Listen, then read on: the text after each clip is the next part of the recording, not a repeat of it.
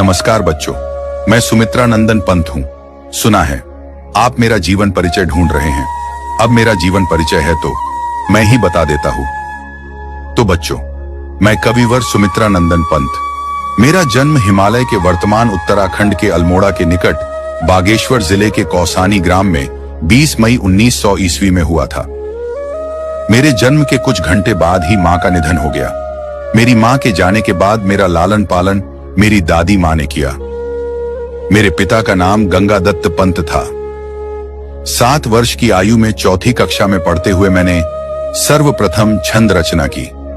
उच्च कक्षा में पढ़ने के लिए जब मैं अल्मोड़ा आया तब अपना नाम गुस्साई दत्त से बदलकर सुमित्रा नंदन पंत रखा। जुलाई 1919 ईस्वी में मैं इलाहाबाद आया और म्योर सेंट्रल कॉलेज में प्रवेश लिया। लेकिन 1921 ईस्वी में महात्मा गांधी के आह्वान पर मैंने कॉलेज छोड़ दिया और अपने कोमल स्वभाव के कारण सत्याग्रह में सम्मिलित नहीं हुआ और साहित्य साधना में संलग्न हो गया। सन 1931 ईस्वी में मैं कालाकाम कर चला गया। वहां मैंने मार्क्सवाद का अध्ययन किया और फिर प्रयाग आकर प्रगतिशील विचारों की पत्रिका रूपाभा निकाला।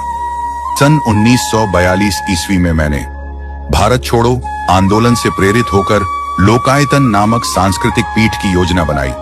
उसे क्रियान्वित करने के लिए विश्व प्रसिद्ध नर्तक उदय शंकर से संपर्क स्थापित किया और फिर उनके साथ भारत भ्रमण को निकल पड़ा। इसी भ्रमण में श्री अरविंद से मेरा परिचय हुआ और उनके विचारों से विशेष प्रभावित हुआ। प्रयाग लौटकर मैंने अरविंद के दर्शन से प्रभावित अनेक काव्य संकलन प्रकाशित किए, जैसे स्वर्ण किरण, स्वर्ण धूलि, उत्तरा आदि।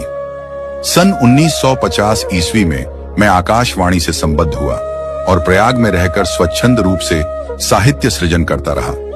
मैंने कला और बूढ़ा चांद पर साहित्य अकादमी, लोकायतन पर सोवियत और चिदंबरा पर ज्ञानपीठ पुरस्कार प्राप्त किया। सन 1977 ईस्वी में मेरा निधन हो गया।